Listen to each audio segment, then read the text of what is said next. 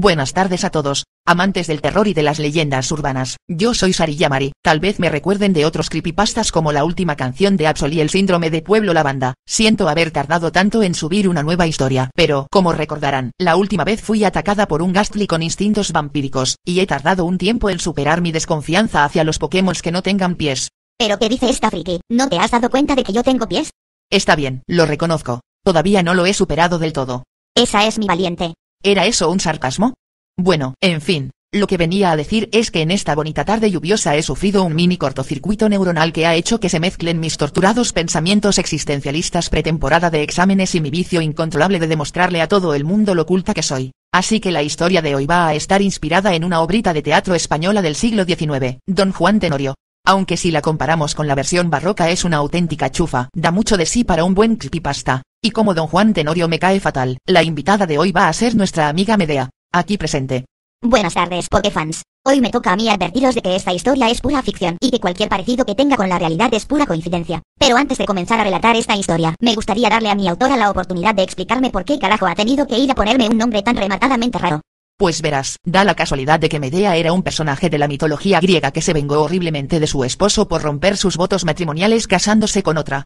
Vaya bocio, la mitología griega es un rollazo más rayado que la mozzarella de una pizza. No vuelvas a meterte con los clásicos griegos, cabeza hueca, o nuestra amistad termina aquí. Quédate tus clásicos griegos y cómetelos, rata de biblioteca. En cuanto termine con este relato tendré unas cuantas palabritas contigo. Ahora, adentro con la creepypasta. El relato de hoy se titula, La promesa. Tenía 4 años cuando mi abuela me lo regaló, según mis padres, porque yo no me acuerdo bien. A ellos no les gustaba, decían que era demasiado siniestro para ser un conejo de peluche, e intentaron devolverlo antes de que yo lo viera, pero desde el momento en que desaté el lazo de raso y abrí la caja, lo cogí en brazos y no quise volver a soltarlo. Decidí rápidamente que en realidad no era un conejito, sino una conejita, y decidí llamarla Medea. En aquella época, era casi más grande que yo, de color añil, los ojos rojos como 2 rubíes y una sonrisa perpetua en la boca. Y yo me la llevaba a todas partes. La primera vez que me la llevé a la escuela me obligaron a compartirla con otra niña que no me caía bien, y como estuvo a punto de romperla, decidí dejarla en casa desde entonces esperándome. Pero cuando regresaba a casa me pasaba las tardes jugando con ella, a las casitas, a las aventuras, a explorar, o a cualquier otra cosa que se me pudiera ocurrir. Guisaba para ella en mi hornilla de juguete y le decía que la dejaría sin pastel si no se terminaba las espinacas, o la apoyaba en una silla, le auscultaba el pecho con el estetoscopio más viejo de mi padre, le diagnosticaba un esguince y la cubría de vendas. Yo iba creciendo poco a poco y tuve muchos juguetes nuevos, pero aunque Medea se iba ajando poco a poco con el paso de los años nunca consentí que mis padres la tirasen. Ninguna de las muñecas ni juguetes de marca que pudiera comprarme podía sustituir a Medea, a quien, cuando mis amigas venían a jugar conmigo, seguía sentando a nuestra mesita de juguete para comer con nosotras y operando de apendicitis. Cuando empecé a entusiasmarme por los Pokémon, ella se convirtió en mi Pokémon favorito y en mi más fiel compañera, y jugaba a hacerla luchar contra mis peluches Pidgey, Clefairy y Pikachu. Cuando mis padres me preguntaban en broma qué Pokémon era, me inventaba un nombre para su especie, pero yo seguí llamándola Medea. Llegó un momento en que los otros chicos de Pueblo Sosiego empezaron a meterse conmigo por negarme a desprenderme de mi peluche 1000 veces remendado, y mis padres, un poco alarmados por las insinuaciones insidiosas de algunos vecinos, me llevaron a ver a un psicólogo infantil. Este me hizo varias preguntas que yo contesté como mejor pude, y el psicólogo les explicó a mis padres que mi negativa a deshacerme de mi muñeca vieja y estropeada era una reacción bastante normal, y que mucha gente se niega a desprenderse de sus primeros juguetes porque ven en ellos el recuerdo de su infancia y a su primer mejor amigo. Como sabía que me gustaban los Pokémon, les sugirió que me permitieran salir de casa e iniciar un viaje como entrenadora, para que así comenzara a dejar atrás poco a poco mi niñez de una forma no traumática. Y es por eso que, en la primavera de mis 10 años, mi madre me regaló mi primer Pokémon, mi querido Eevee, Jason. Aquel primer viaje fue la aventura más emocionante de mi vida.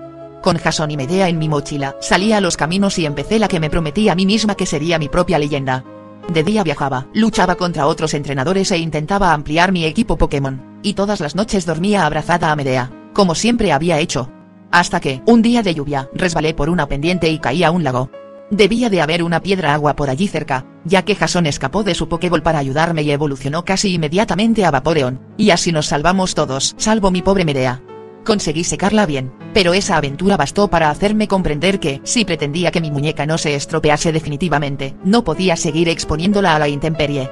Recuerdo que me enfadé muchísimo con mis padres, porque me di cuenta de que ese había sido su plan desde un principio, pero yo iba un paso por delante de ellos. De camino a casa desde Ciudad Corazón, me asomé a la Torre Perdida. Y en el último piso del cementerio, aprovechando que me había quedado sola por unos minutos, le juré a Medea sobre aquella tierra consagrada que mis padres nunca conseguirían hacerme crecer del todo y que ella seguiría ocupando un lugar principal en mi corazón, a pesar de la distancia y del tiempo que pudiera pasar. Le juré que, aunque tuviera mis propios Pokémon y ya no pudiera dormir con ella todas las noches, nunca me olvidaría de ella y la querría siempre. La torre estaba extrañamente silenciosa cuando salí de allí, y el silencio parecía perseguirme mientras regresaba a casa a visitar a mis padres y a dejar a Medea en mi habitación, sobre la colcha de mi cama, como cuando me iba a la escuela y tenía que dejarla en casa. Tuve la impresión de que Medea hubiera llorado de haber podido, y, para compensarla, pasé la noche en casa, abrazada a ella, por última vez.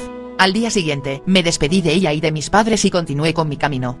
Poco a poco, fui acostumbrándome a dormir sin la compañía de Medea, y, sabiendo que mis padres nunca podrían obligarme a desprenderme del todo de ella, consciente de mi promesa, me volqué en mi aventura de lleno.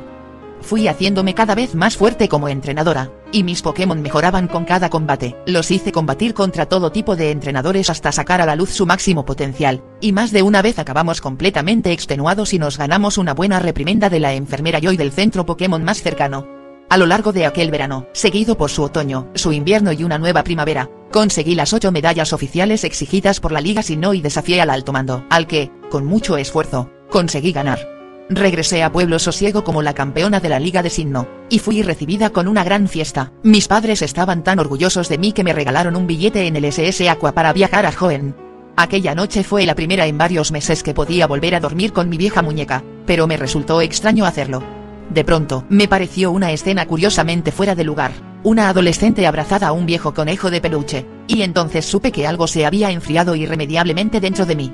Aquella repentina sensación de frío en el alma debería haberme hecho reflexionar, pero no fue así. Debí haberme sentado a pensar, debí haberme sentado a recordar, haber dedicado un día o dos a estar con mis padres, a nadar con mis Pokémon en el lago del que Jason me rescató aquella vez o a bailar en la verbena. Pero no lo hice. En lugar de preguntarme por qué Medea ya no me hacía recordar aquellos días en los que la obligaba a comerse las verduras antes del postre, la rescataba de los antros de dragones o le cantaba nanas, me limité a guardar a mi vieja amiga en uno de los baúles del desván y a precipitar aún más el comienzo de mi siguiente viaje, en un intento estúpido por dejar atrás aquel terrible vacío. Cuando subí a aquel ferry, sentí un peso insoportable en el corazón. En algún rincón de mi ser, había un viejo recuerdo que resonaba por toda mi mente como una campana fúnebre, recordándome el juramento que le había hecho a Medea. Pero ignoré aquellas señales, aunque eran tan claras que solo un necio hubiera sido capaz de hacerlo. Y, cuando el barco zarpó, sentí que una oscuridad sin nombre se apoderaba de mí. Desde ese momento hasta el día de hoy, no he conocido la tranquilidad ni el reposo. Sí, es cierto que ya no me siento ridícula al imaginarme a mí misma con una muñeca vieja en la mochila, y es cierto que me he vuelto tan poderosa que he conseguido ganarle al alto mando de Hoenn con los ojos cerrados. Pero la angustia apenas me deja dormir. Mis Pokémon no pueden hacer nada por mí, porque han pasado de ser mis amigos a ser solo mis Pokémon, y ya no me siento tan compenetrada con ellos como antes. Tengo pesadillas horribles que no consigo recordar bien y de las que siempre me despierto sintiéndome enferma, con unas terribles ganas de llorar que mis Pokémon acaban pagando por mucho que intente contener mi mal genio. A veces he llegado a tener la sensación de que me obedecen con desgana, de que han llegado a pensar en abandonarme. Ahora, ya conoces mi historia. Júzgame, si lo crees necesario. Yo ya no tengo fuerzas para continuar, me duele el corazón y necesito sumergirme por completo en el olvido por unas horas si quiero tener fuerzas para volver a bajar de este monte pírico algún día, y continuar con esta existencia maldita un poco más. Solo un poco más, pero algo.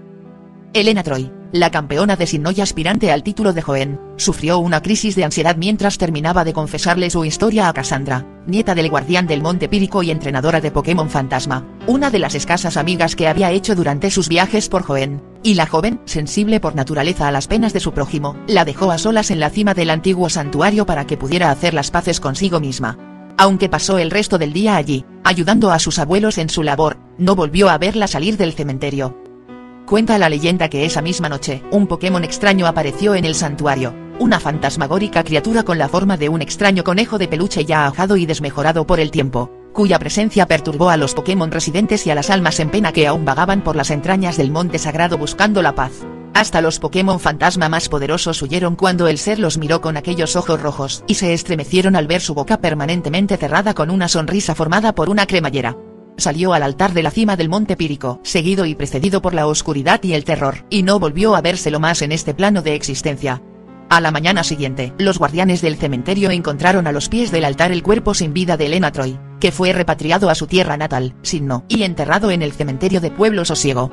El cuerpo sin vida no presentaba signos de violencia, y no se encontró en él ningún rastro de veneno que pueda inducirnos a pensar en el suicidio. El cadáver fue hallado en posición fetal, con los brazos enlazados en torno a un viejo muñeco de felpa que, casualmente, encaja con la descripción que se había obtenido, a través de fuentes desconocidas, del Pokémon que había invadido el santuario aquella misma noche. Ante la imposibilidad de retirarlo, el peluche fue enterrado junto al cadáver. El diagnóstico forense fue un caso de muerte súbita. Esta leyenda se cuenta todavía en las inmediaciones del Monte Pírico, y se fue haciendo cada vez más famosa a medida que los visitantes del cementerio empezaron a asegurar, cada vez con más frecuencia, haberse cruzado con la fantasmal muñeca de Elena Troy. Los expertos en leyendas urbanas aseguran que es solo un mito para explicar el extraño aspecto que posee Banette, la evolución de su pet, ambos Pokémon de tipo fantasma. Otros, incluidos los actuales guardianes del Monte Pírico, siguen contando la leyenda de Medea, sin importarles su veracidad, puesto que encierra una terrible lección. Nunca jures, y si debes jurar, nunca incumplas un juramento, porque serás obligado a cumplir lo prometido. A cualquier precio. Hasta aquí la creepypasta de hoy, Pokéfans, espero que les haya gustado. Por favor, comenten sin miedo, ya saben que, en esta casa, una crítica constructiva siempre es bien recibida. Y ahora, forastera, retira lo que has dicho sobre los clásicos griegos. No me da la gana. Entonces, Pokéfans, nos vemos en la próxima creepypasta. Ahora voy a exorcizar a la muñeca diabólica para mayor gloria de todos los mitómanos del mundo. Buenas noches a todos.